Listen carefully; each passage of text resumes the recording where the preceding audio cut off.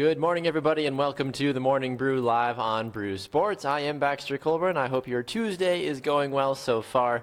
We welcome you inside the studio alongside myself. We have Jaymee Evers as well, too. Good morning, Jaymee. How are you? I'm well. How are you? Doing pretty good, honestly. Happy National Pancake Day. Happy National Pancake Day. I know that you were eating a big stack of pancakes before we got on the air this morning. I was. You caught me. You're a big red-handed. pancake. Are you like the Hamburglar? You're the pancaker? Yeah. Sure, we'll go with that. I don't know. I mean, people, I feel like there's so many different things that they like to talk about for National this, National that, National Frosting Day, National Drink Beer Upside Down on a Bicycle Day. Yeah. I don't know. People do all kinds of weird things. But Love your pet day. well, I feel like you should love your pet every day. Well, right. You know? Or like National Sisters Day. It's like, what, are you actually supposed to not be crappy to your sisters the rest of the year? Like, oh, great. Like, I don't have sisters, so I don't ever know what to do with myself on that day. I'd be like, well, yeah, I love you, brothers. You're like sisters to me. I don't know. I never know what to say to them, honestly. But we welcome you inside the studio. We are excited to have you along with us. We'll be joined in our second segment by NHL.com's Robby Stanley, so it'll be good to have him on the program to chat a little bit about the state of the NHL. He does work down in that Nashville area as well, too, so we'll check in and see how the Predators are doing. And just in general, see what the state of the NHL is as well. But some exciting things to get to, of course, right off the bat this morning. Have you settled down a little bit more, Jaymee, after yesterday? I know it was a lot. Yeah. I was a little emotional for you, and I didn't mean to scare you. What was going on? We're good. You sure? Still single. We're good. She's still single, just FYI. So the voting and the roses are still yet to be handed out, basically. But we are thrilled to have you to be a part of our morning. Good morning, Brew. Good morning, Liz. Thanks so much for joining us this morning. Let us know the first thing of the day, of course, the big order. Do you care that it's National Pancake Day? Do you partake in such a thing? Do you even like pancakes? Do you like pancakes? You said that you don't like syrup. Yeah. I mean, I do to an extent. It's just like the smell of it that I find it very unappetizing. But do you? So you don't use syrup then on No, pancakes? I do. But you do. Yeah. But you don't like the smell of it. Right. But why use it if you don't like the smell of it? I think because That seems strange to so me. I think it smells like a. This is gonna be. You're a new dad, so maybe you're not gonna like this comment. No, it's fine. But like little babies, like when they're not little babies, but like toddlers, when like they're gross, like they got food on their face and like Sure. on their hands, like that's what syrup reminds me of, like little grimy babies. Interesting. Yeah, so Okay. My son's not old enough yet for me to deal with the griminess of that, but I will keep that in mind when he's and old like enough. you can't get syrup out of their face. You know what I mean? Like it's just I feel everywhere. like you had a bad experience as a kid, Maybe, being like, yeah. I can't get the syrup That out of my might be face. it. You use the fork, Jaymee. That's why they give you the fork. That could be it. Either way, it is National Pancake Day. If you are partaking in it, let us know. Brew says IHOP has free pancakes, so there's that. I've done that a couple times. As a college student, that was the big deal. It's like, hey, guys, we for sure can get at least one free meal a year by going to IHOP on National Pancake Day. Totally did that. Do you have to buy something first? Like, No, you you just can walk in. A lot of people just get a short stack of pancakes and a water, and that doesn't cost you a dime, and you're like, peace. Thanks, IHOP. Interesting. Now, sometimes people are actually hungry and, can justify getting other stuff as well, too. But, I mean, short stack is, 3 pancakes, I think, something like that. So 2 or 3 pancakes. So getting a free little 2 or 3 pancake thing. But it's just absolutely full, like, to the brim. I've gone on all different kinds of the day, honestly, and it's just always packed to the gills when it comes to Is Pancake IHOP Day. open 24 hours? They are. So does it start at 12:01? I think so. Huh. I don't know. Okay. I don't know, honestly. I used to work at IHOP, fun fact, back in the day. In another life, I was a host at IHOP, but I Ooh. don't truly know the regulations for National Pancake Day. Never worked on National Pancake Day. I missed that block, so Poor thing. I am not mad about that, honestly. Liz says it goes 7 to 7, just as an FYI. Thanks, Liz. And all the proceeds go to Children's Miracle Network Hospital as well, too. So it Nice. goes for a good cause as well, too. A lot of the Nice. Miss America title holders as well, local and state and national, all go to different IHOPs as well, too, to make appearances, to help collect donations as well for the Children's Miracle Network as well, too. So it's people aren't just stuffing themselves, they are also trying to help for a good cause as well, too. So, I mean, when you only get 3 pancakes, how full can you actually get, Right. of course? So, keep that in mind, Huh. I guess. Yeah, the more you know. The more you know. All right, let's dive into something you like. You like hockey, right, Jaymee? I do. You're a big hockey fanatic. Would you call yourself a fanatic? No, I don't think I'm a fanatic. I think I just like hockey. That's it? You don't. Yeah. Are you a fanatic about any certain sports, or you're just like if I had to choose one sport the rest of my life, I would choose this sport to watch? Yeah, if I had to choose one sport the rest of my life, I would choose hockey. But I'm not like I can't. Like I can hold a conversation with someone about hockey, but there's a lot of people that know a lot more than I do. Fair enough. No, I totally understand and respect that. Well, Jaymee, you brought this to my attention. There are these kids in Russia, apparently. You know more about this than I do, but give us a brief rundown of what we're about to watch here. It's basically just a training camp or a practice or whatever for these young 7, 8-year-old kids. And I can barely skate, so that they're 7 and 8 doing this. Like, I think I probably still had training wheels at 8, so I'm pretty positive as well, too. We're not going to show you the entire 4-minute clip, but you need to just take 30 seconds of your day and watch some of these kids. It's crazy. 7 and 8-year-olds. Keep that in mind. 7 and 8-year-old kids watch these crazy skills. Yeah. It's Jerry Nova. MAWC.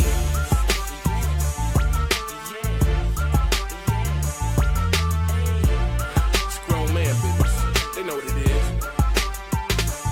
See me, I'm shining, I'm grinding, I'm great. Do it all the time. That skill is ridiculous, honestly. Like I said, it's a 5-minute video if you want to go watch it on YouTube, but it's ridiculous. I don't even see a lot of professionals sometimes doing what some of these 7 and 8-year-old kids are doing. Yeah.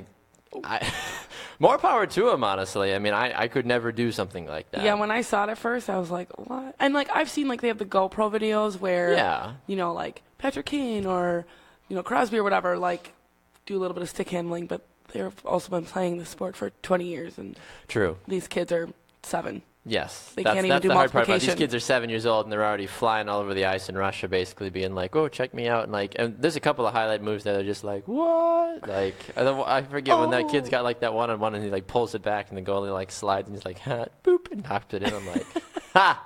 That was fun. I enjoyed that. I mean, that's one thing I've always gotten a big fan of about with hockey is the cool goals. I mean, I played soccer, so I'm all about, you know, the scoring goals, the crazy goals, basically, and seeing that even in hockey, too. I'm just like, it's a harder net to score in, obviously. Bigger person, smaller net, hard to shoot in. Yeah, and I think that's what's so exciting about when goals are scored, because in basketball, like, you're making hoops all the time. Happens, like, all every the time. 2.5 seconds, something's going in the net, where, like, you know, hockey's such a low-scoring game. Yes. That every time there's a goal, you're like, You're like, oh my gosh, this is the greatest day ever. Exactly. That's why the horns make it even better, too. It's just like, oh my gosh, wow, I should probably silence my cell phone when I'm on the air. Apologies, folks. Holy cow. Anyway, wrapping up through the What's Brewing segment this morning. The Raiders, the L.A. Raiders, the Vegas Raiders. Where the hell are the Raiders anymore? Are they in L.A., I think? Is that where they officially moved now? Unfortunately. Pretty sure that's where they're headed. No, they're going to Vegas now. So if you haven't heard, of course, the Vegas, the Las Vegas Raiders, they finally got funding to go to Las Vegas. They had a huge investor pull out, actually, a couple of weeks ago that took away $680 million. And all of a sudden you're like, well, we need $1.9 billion. What do we do now that we're $680 million short? Have you ever been $680 million short on a deal there, I've Jaymee? never even been, like, no. No? You're just like, I'm trying to even fathom what $680 million even looks like. And it's just, there's really no easy way to do that. But apparently they were able to secure the financing from Bank of America. So Bank of America trying to stay relevant in the world as a whole. I haven't heard about Bank of America for a long time. They had a big push for a while. They're pretty big down in the south where I'm from in Florida. I don't think we have too many Bank of Americas up here.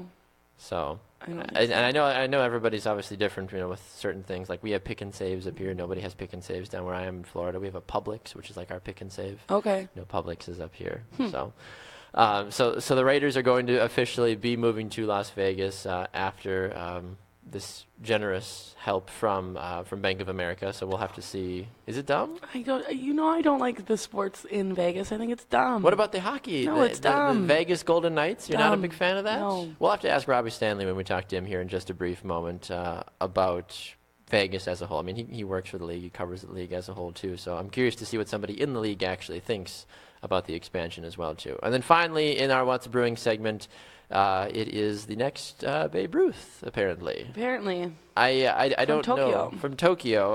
Shohei Ohtani Something like that. Shohei Ohtani, we'll go with basically. But he's being hallowed as the best baseball player in the world. Doesn't even play in Major League Baseball, which is arguably the best baseball league in the world, where the best players in the world come to play. Apparently, folks are saying he's wow. That's one veteran scout. Just he's wow. That's apparently how good he is. But he's apparently one of those just amazing players that can throw the ball at 100 miles an hour, that can, bomb the ball deep. I mean, he's just whatever they say it is. Is it a 5-tool player, 6-tool player? I forget what it is. Like when you're like, oh, they can pitch, catch, run, slide, dive, spit, chew. I don't know. I don't think that. Now I'm just elaborating. He's honestly. a real good. He's a man's man. I don't know. He can do all kinds of stuff. I don't know, but it's always funny to you hear about these people. Oh, they're the next, Brett Favre. They're the next Michael Jordan. I feel like that's always the big one. The next Michael Jordan is LeBron James. That's true. I feel like we haven't really heard too many people compared to as the next Babe Ruth. So the fact that there is this gentleman now in Tokyo that is trying to be said next Babe Ruth makes you kind of wonder, is he actually going to be as good as people think he's going to be? Will he come to the major leagues at some point? You don't really know. I mean, there's still a lot of things really that can play into that, of course. So, all right, we should probably get to our guest, Robby Stanley, who is waiting so patiently to chat with us. So he is a reporter and a writer for NHL.com. He also does cover the Nashville Predators as well for NHL.com. It is Robby Stanley, and he joins us now on the Morning Brew. Robby, good morning, sir. How are you?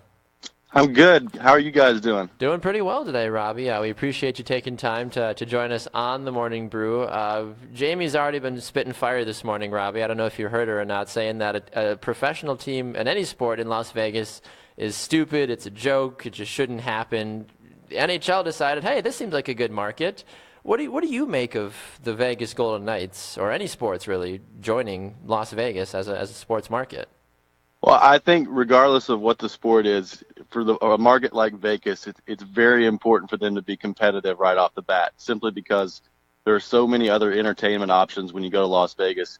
If your team's not winning right off the bat, people quite simply just aren't going to care. So for the NHL, I think it's good because you have an expansion draft that's going to allow that team to probably be the most competitive expansion team in the history of the league. And it's going to have to be because, like I said, if it's not, people are going to lose interest very quickly. So George McPhee, the general manager of the Vegas Golden Knights, he's going to be tasked pretty early on with making sure that his expansion team is going to be the most competitive expansion team in the history of the league. And I think it has a good shot to be that way when you look at the rules of the expansion draft and the players they're going to be allowed to take from teams around the league.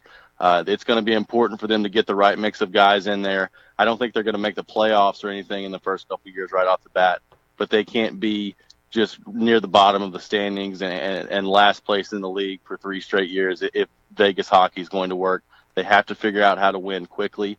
And if they can do that, I think it's got a shot. If they can't do that, it's going to be very difficult, I think, to really establish a foothold in that market. You saw that they finally made their first ever transaction. Reed Duke from the Brandon Wheat Kings. How do you feel about that? Yeah, he's a pretty highly touted prospect there out of the Brandon Wheat Kings.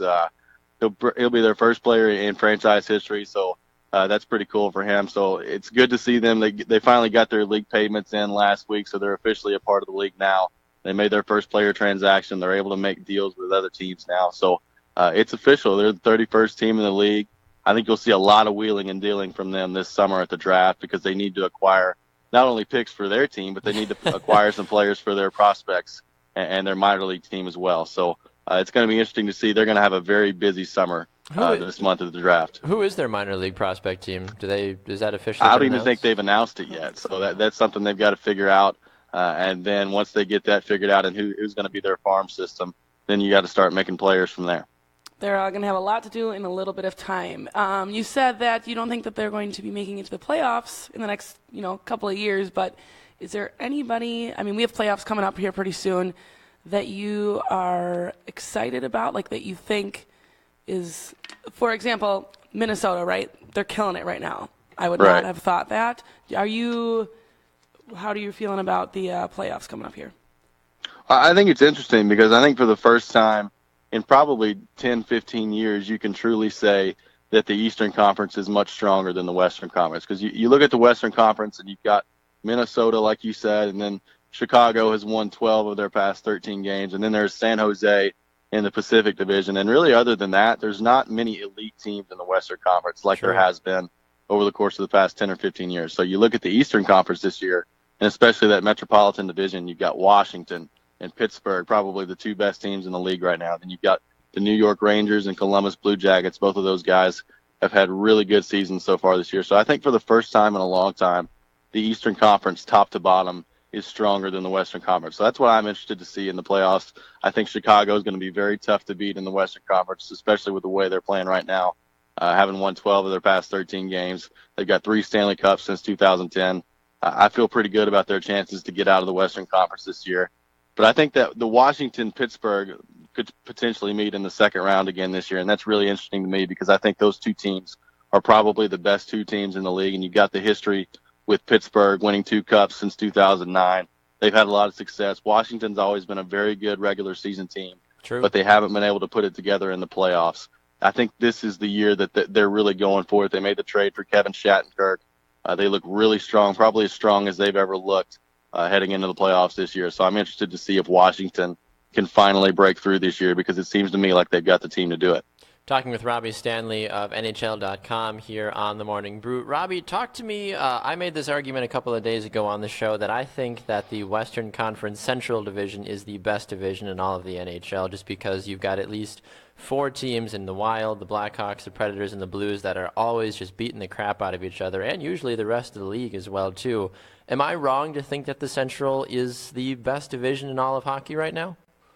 No, I think the Central really for the last 4 or 5 years has probably been the best division in hockey. When you take a look at, like you said, there's just such a competitive balance in that division. You've got Chicago. You've got a team like Minnesota this year that's played some really good hockey. You've got a Predators who's got all the talent in the world this year that when they put it together, they look like a really good team. And then the Blues, when they're playing good defense and have good goaltending, they're very difficult to beat. So they've got some really good teams in the Central this year. I think it's the Metro Division has really made some strides this year to challenge the Central Division for the best division in hockey. When you talk about your Washingtons and Pittsburghs and Columbus and New York Rangers, I think those guys have done a really good job this year of kind of evening the playing field a little bit when you're talking about the best division in hockey. But certainly over the course of the past 5-6 years, I think the Central has definitely been the best division just because there's been so much competition.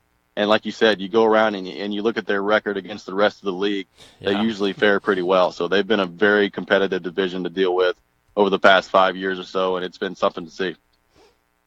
Looking at the playoffs here, just a couple of weeks away, as we've mentioned as well too. Right now, the wild card spots, at least in the Western or in the Eastern Conference, you've got the Rangers and the Islanders sitting in the first 2 spots. Also in the West, you've got Calgary and St. Louis. Are we going to see anybody that is on the outside looking in that might maybe surprise when it comes to the playoffs? I mean, Winnipeg is not too far out. The Kings aren't too far out. I mean, they've had a lot of success the last couple of years as well, too, the Kings, and now to see them on the outside looking in, at least from a casual sports fan, in my perspective of the NHL, is, at least in my opinion, a little surprising. Yeah, I think so, too, and I'm interested to see what they do this year. The Kings have really been battling some injuries. Jonathan Quick, their goaltender, went down in the first game of the season and has pretty much missed the entire season. He came back last week and has looked pretty good since then. But the Kings, I think, if they're a team that's able to fight through and make it to the playoffs, we've seen in their history that they're very dangerous once they get in there. People forget in 2012 when they won their first Stanley Cup, they were the last team in the league to qualify for the playoffs. They got in on the last day and just went on an absolute tear through the playoffs on their way to their first Stanley Cup. So I definitely think they have the potential to do that again. That core that they have right now is still the same. Probably not quite as fast as they've been in the past 2 years, but they're a pretty heavy team. They've got some good talent on the back end, led by Drew Doughty back there. So anytime you have some franchise players like Jonathan Quick and Anze Kopitar and Drew Doughty, the Kings are going to be a dangerous team if they can get in. So they're in a dogfight with Calgary and St. Louis right now for that last wild card spot. St. Louis is only 4 points behind the Predators for third place in the Central Division. So they're kind of all right there together in the Western Conference. It's a little bit more set in the Eastern Conference. I think 7 of those 8 teams are pretty much locked in at this point. New York Islanders are the one I think that's going to have to hang on. Rangers look pretty good right now. I think those top 2 spots in the Metro Division with Washington and Pittsburgh are looking pretty good at the moment too. So The Western Conference race, I think, is going to be more interesting towards the end of this regular season, just because you have 3 or 4 teams fighting for 2 spots. So I'm interested to see how that plays out. Being someone that lives in Nashville and covers Nashville, you said earlier that they are a stacked team, and I can't do anything but agree with you. What do you think their issue is with not being able to play to their fullest potential? Yeah, I mean, I think early on it was a chemistry thing, because you make so many changes in the offseason. You trade your captain, Shea Weber, that's been there for 10 years. You bring in a guy like PK Subban, who's a great player in his own right, but Subban and Weber are just totally different, not only from a personality standpoint, but from an on-ice standpoint as well. I mean, Subban's a guy that really likes to get up in the play, join the rush offensively, is a dynamic player offensively, and Shea was more of a guy that kind of stayed back at home, used his powerful shot on the power play. So I think early on it took some time for the teammates to get used to Subban and get used to some of the new guys, some of the younger guys that they brought into the lineup. And then towards the middle of the season, they ran into a bit of an injury bug. I mean, Subban missed 16 games with an injury. Roman Josi was out 10 games with an injury. James Neal missed some time. So they were never really all healthy at the same time at the middle of the year. They're starting to get healthy now. They're starting to develop that chemistry now. And you see it on a more consistent basis now with this team. I think that they're bringing their A game more often. And when they do that, they're a very difficult team to beat. I mean, I thought they played pretty well against Chicago on Saturday night, just couldn't beat Patrick Kane and Jonathan Toews. Those 2 guys are on fire right now. So it's hard to beat I think they're playing that. some pretty good hockey. Yeah, and I would agree with you on that one as well, too. Robbie, before we let you go, I have to ask you just kind of a funny hockey question, just because a good friend of mine is a big hockey fan as well, too, and he always makes the jokes about how when somebody gets injured in hockey, they never specify if it's a hand, if it's a foot, it's always an upper body or a lower body injury. Do you find that silly that they don't actually specify, like, oh, he has a bruised right knee? It's like, no, he's got a lower body injury. Oh, he's got an upper body injury. Like, I'm curious to get your thoughts on that. It's so frustrating. It's so frustrating. Okay, like, so I'm not the only one. You have in then. football, if you can disclose injuries in football where you get hit every play, I think you can do it in hockey. I agree. Like, coaches now have even gone to the point where they won't even specify upper body or lower body. They just say on the body. And I'm like, well, thank you. That really helps me out a lot. Yes, exactly. Yes, he's gotten injured. Well, good. Well, Coach, we see that he's missing his right arm. Now it's just an upper body injury. We don't want to read into it too much. Be like, day to day. Well, yeah, exactly. He'll be back tonight. Well, what?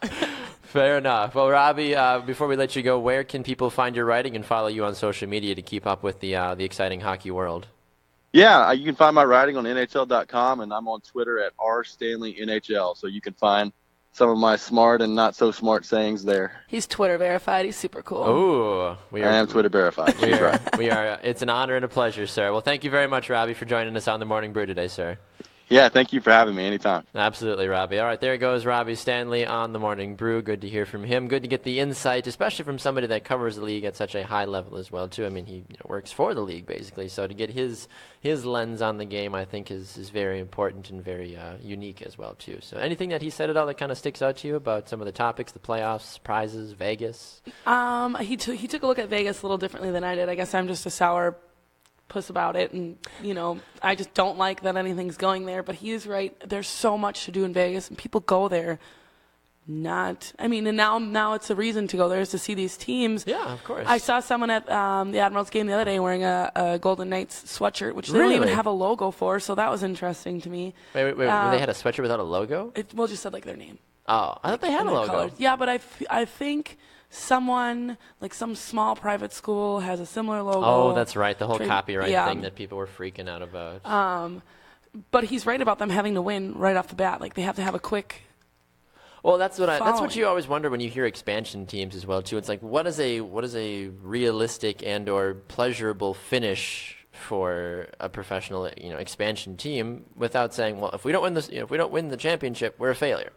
Nobody does that. Right. This isn't like the entire league is starting fresh and all the teams are starting fresh. So obviously some expansion team's going to win. No, they're coming in against years and decades and eons worth of history of hockey teams that they now have to start from scratch, basically, and try to finish not in last place. And find fans that already have their heart set on a different team. Vegas doesn't have a hockey team. The closest thing to them is, LA or Yeah, Arizona, Nevada's kind of just stuck out there in the middle of the desert, honestly. Yeah. So, you've got California, you've got Arizona that are both kind of hanging around up there. So, maybe you've got fans that would, migrate over from them. I mean, if I was a Coyotes fan, I'd be like, our team sucks. Or if I'm a Colorado Avalanche fan, I'm going to be like, I'm moving to Vegas. I'm going to go and actually gamble my money and just cheer for a team that might actually have a chance. Right.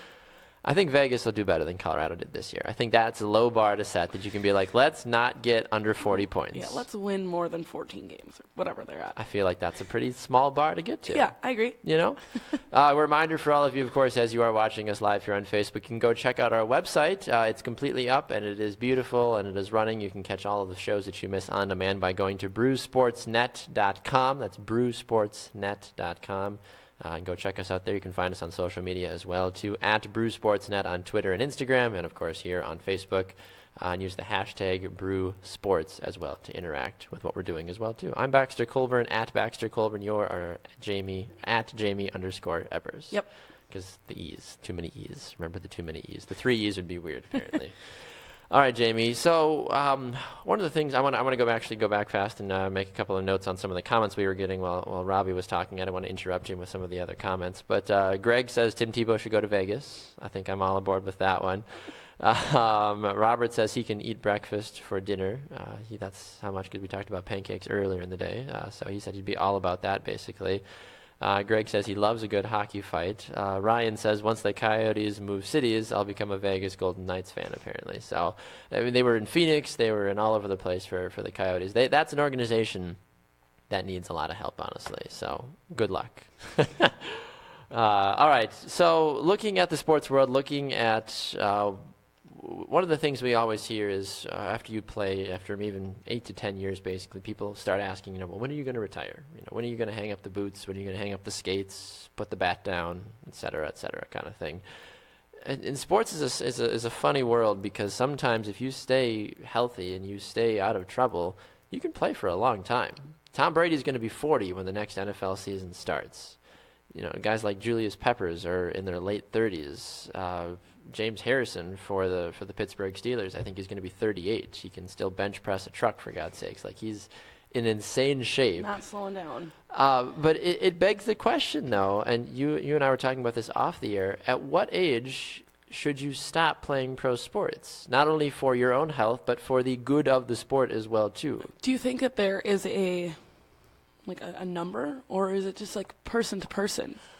That's the hard thing, and that's the thing, because I don't know if we're going to see another player like Tom Brady for a long time, just because he's 40 years old. He really hasn't really had too many injuries. Granted, he's always been surrounded by really talented players to keep him safe, and he's been able to get rid of the ball and not take a lot of hits. But I don't know. I think it is almost more on a player-to-player basis. But if I'm 42 years old and I play hockey, I've never had an injury, maybe I'm not a starter, but I still get in on the rotation. Yeah, and I can, chip in 10, 15 goals a season still, and a couple assists here and there as well, too. I feel like most teams would still want that player. Right. But then I guess you have to take a step back and look at their overall. Exactly. If you're the oldest player on the team by 10 years, I think it might be time to move on. If the team is people are keeping you because you're a fan favorite, I mean, I don't feel like why would you do that? Right. And I think football is the same way, late 30s is kind of that trickle down. And every position's different, obviously. I mean, right. James Harrison's a linebacker. You hear kickers that'll be low 40s still playing, basically. I don't know. Greg wants to know if I'm ever going to retire. I don't know. He says never, we hope. Greg, I'm 25, so I hope not. I don't think so. I mean, can anybody truly ever retire from the sports world? Can they? I don't think they can.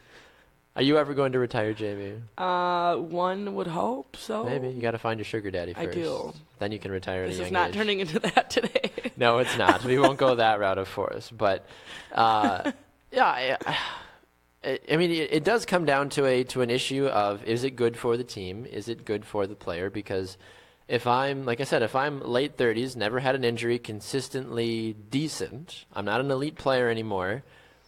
In my mind, I would be like, well, why do I need to quit? Why do I need to retire? I could still make more money. I could still keep helping my team win potential championships. But there's other ways that you can help your team too. You don't necessarily have to be on the field or on the ice. That's true. Like you But coach. some of these athletes we hear just have this killer instinct, be like, I have to be on the field. I have to keep my team going. Like, well, you need to calm down.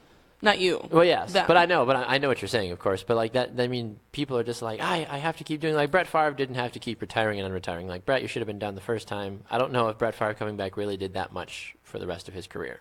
Maybe Right. it did. Yeah. It gave Minnesota a little bit of relevance for 2 years, which good for them. They needed that little boost again after like 100 years of being irrelevant. So that's fine. Good for them. But, guys like Tim Duncan playing 20 years. Dirk Nowitzki is going to be playing his 20th year of NBA basketball next year. Why?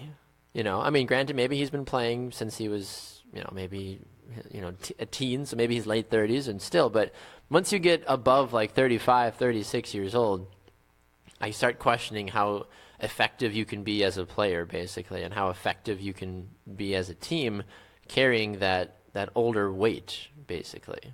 So I don't know. And I guess too, like you're looking at it, you're probably as like a coach or whoever. There's always going to be someone younger and better to fill that spot. But I think if someone's valuable enough, and I get it, these guys spend their whole lives training for this, and Yes. it's all they know. All they know is football. All they know is hockey. All they know is baseball. It's not like they have like a side gig Exactly. doing waiting tables at IHOP on free pancake day. Like, Maybe. That'd be a fun little promo. would, but they're probably not doing that. I wouldn't do that, no. And I don't think they need that as a promo. Free pancakes are enough. True. But if they're valuable enough to an organization, like, put their health first, and then you can look okay on the outside, right? Like, Yes. Tom Brady, you look great on the outside.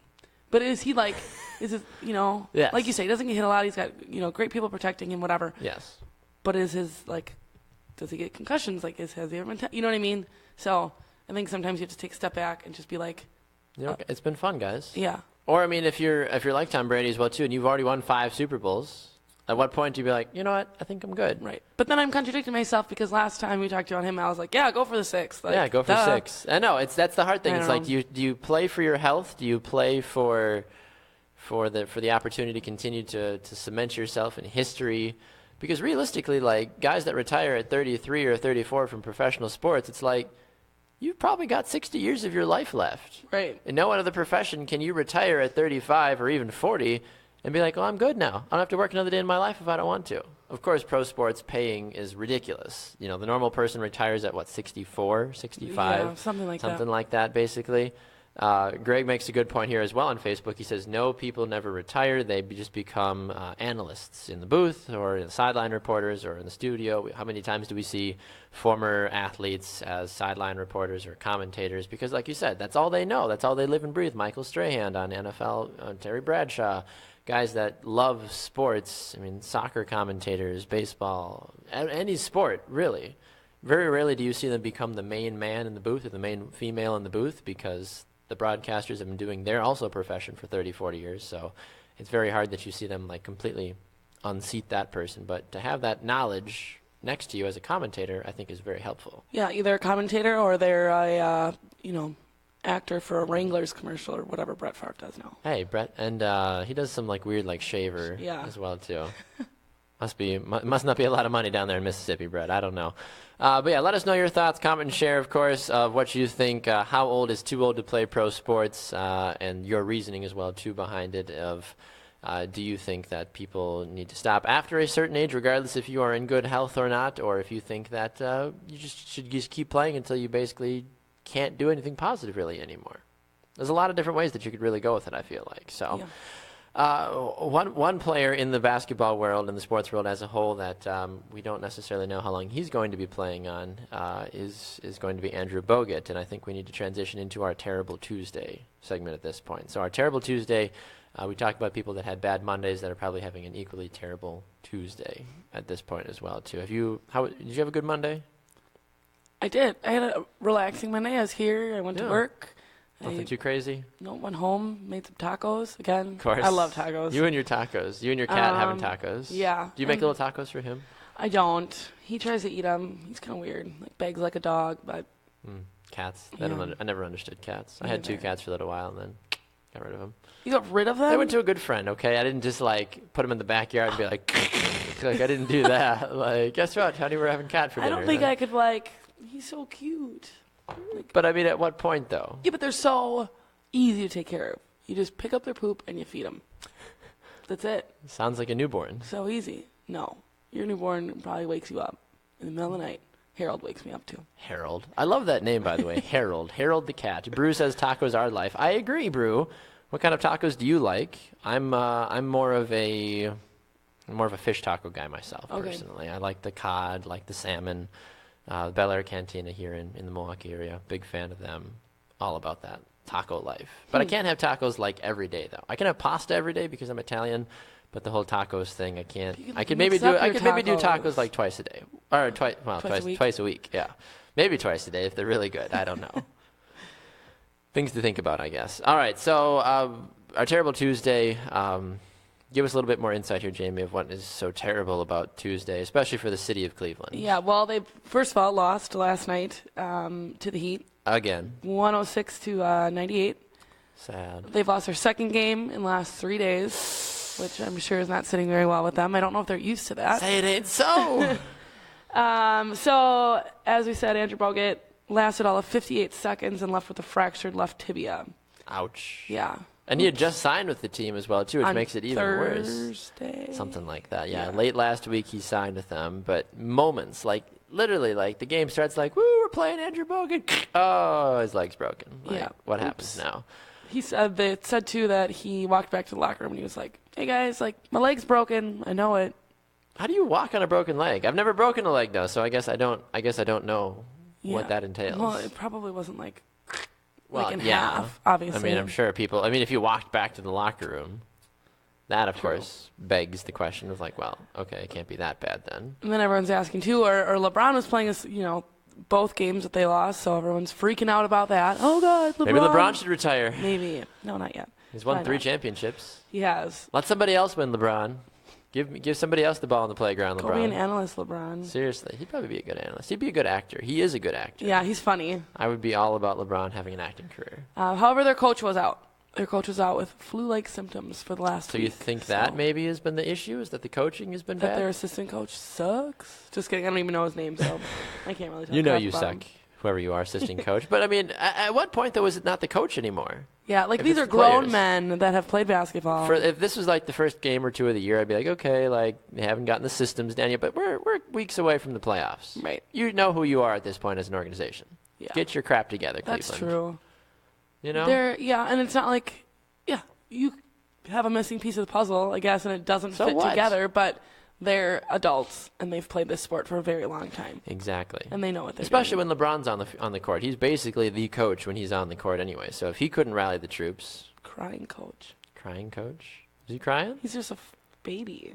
Really? Why do you think LeBron's a baby? Because he just complains about everything. What? That, flops over here, flops over there. This should have been a foul. That shouldn't have been a foul. I'm LeBron. Well, when the media blows you up, basically, I mean, that's why I think so many people, or that's why LeBron, I think, has this skewed So view of himself. He's very dramatic. Yeah, he is dramatic. I guess so.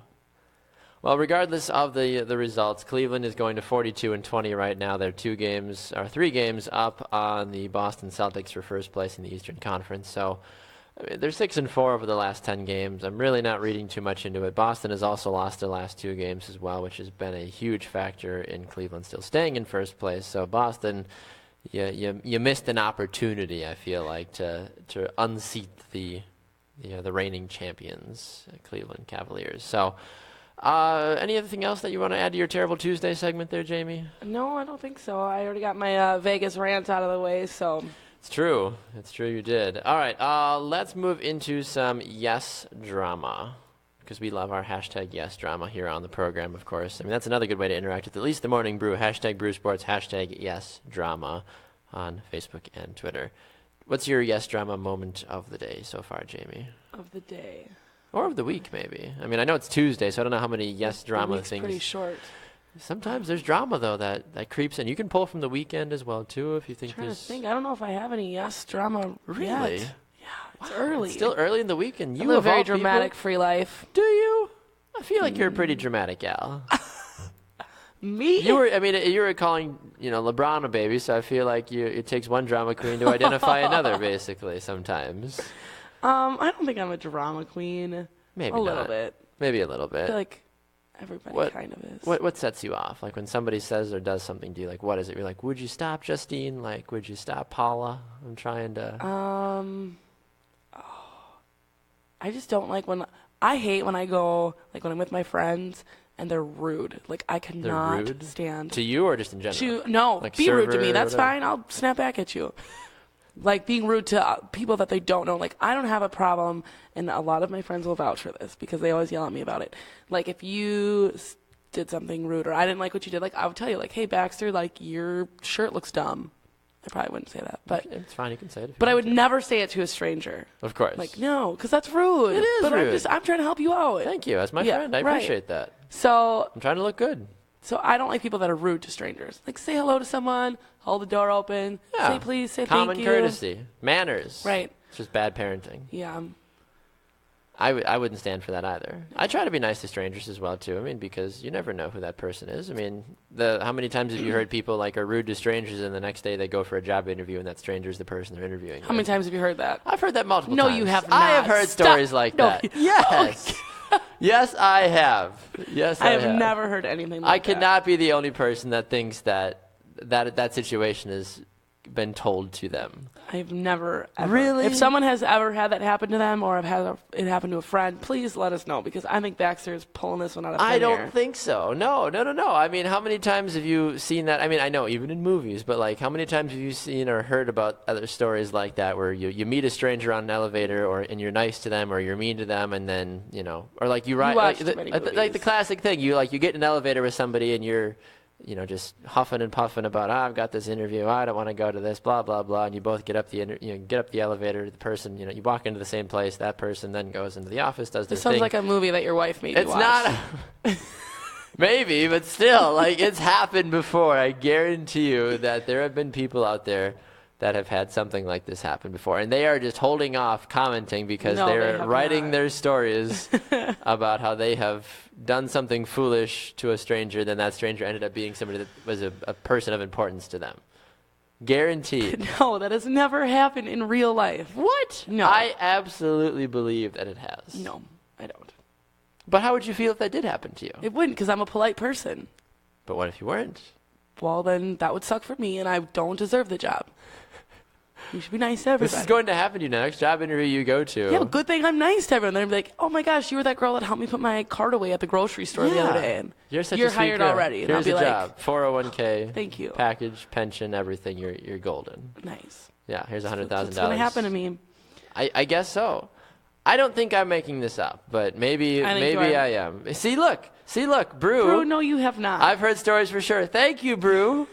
Brew's got my back. He knows. I knew if I kept talking about it long enough, somebody would agree with me. No, it's definitely something from a movie. Maybe, okay, well, if it is from a movie, I'd like to know what movie it's from. So with all those people, all of our wonderful viewers watching, if this is the scenario where you meet the stranger, you're rude to the stranger, and then you end up having a job interview with them later, and they end up being like, oh, it was you, kind of a thing. Or like, even like a dating sort of a thing. Yeah, Dave says, I think I saw the same thing happen on the Bravo channel. Yeah, Come on. because that's all real life. Bravo is real life, of I mean, course. I love Bravo. Everybody knows Bravo is real life. No, I don't think Bravo's real life. But I truly believe that there has been things like this that have happened. It's never happened to me personally, of course, because I'm a fantastic interview. I do really well when it Even comes... if you didn't hold the door open for them. I still am a fucking very... Yeah, Bill says every Lifetime movie ever, Yeah. basically. I get that, I mean, Lifetime puts out good movies. I have no problem with Lifetime. Anyway, so yeah, be nice to strangers because you never know who you're going to meet. You never know if they're going to be a job interview. You never know if you're going to be serving them at a restaurant later. Maybe you're going to be serving them a drink. What if you, as a bartender, I'm a nice bartender. are you? For What if the you're just most having a part. crappy night? What if we just slammed and everybody just wants, top shelf liquor and you're just tired of being called Shaq all I mean, night? I can reach the top shelf. So I know you can, but I'm saying, like, you get that one person that comes in, and here we go. Tika, she says, someone just told me a story of that happening to them. I support you, Baxter. Thank you, Tika. She's just trying to get on your good My side. girl. See, she knows. I feel like people This is real life. This happens. You just need to get out more. Okay. That's what it is. That is what it is. I don't know. Jeff says, wait, Jamie's never been the road rage instigator? Have you ever been the road rage instigator? I don't know. I mean, Jamie seems so nice. Like, I feel like there's this dark side of Jamie, though, too, that needs to get dug out more. Road rage, probably not. I drive a manual car anyways, so it's like I have to think while I drive. More so I power don't have to time you. to like yell at other people. So if I'm flying and I cut you off, hypothetically, if I brake check people all the time. I if I really need to get to that exit and I just go right in front of you, are you going to be like, son of a, like, or well, yeah, but that's it. Then I didn't like chase them down. I brake check people a lot though. Like, get off my butt. I brake check. Yeah, I get that. Mm-hmm. You do what you got to do. Yeah, get away. Like, get out of here. I'm in the slow lane. You don't know me. Why are you in the slow lane, though? I don't. Get out of the slow I'm lane. not. Get in the fast lane. What the heck? People don't have time for that. All right, Jamie, as we wrap things up, a very special thanks to the NHL.com correspondent Robby Stanley for joining us earlier in the program as well. Special thanks to all of you wonderful people for watching as well. It was wonderful to get the comments. It's National Pancake Day. Go eat your pancakes. Go to IHOP. IHOP does not sponsor Morning Brew, but if they want to, they can give us a call. Go check out IHOP. Go check out all the yummy goodness that stems from that. Final thoughts from you, Jamie, before we wrap this up and move along with the rest of the day. Are you going to go get pancakes, or you just don't have time for that kind of jazz? Well, I don't have time, and I would not go get them if I did. No. Strange. I like when my grandma makes me pancakes, and that's literally like it. Adorable. That's adorable. She's adorable. You're adorable. Oh. Well, on that note, she's Jamie Evers. I'm Baxter Colburn. Make sure to check out the next programming coming up here on Brew Sports. It will be halftime at 11 a.m. Central Time today here live on Brew Sports. Mitch Vomhoff sitting in for the man, the myth, the legend, Tanner Burke. So we will have that coming up for you at 11 a.m. Central Time. Go check out our website, brewsportsnet.com, and find us on Facebook, Twitter, and Instagram at BrewSportsNet. She's Jamie. I'm Baxter. Enjoy the rest of your Tuesday. Don't make it terrible. Go get some free pancakes. We'll see you back here again tomorrow on The Morning Brew. Have a wonderful rest of your day, everybody.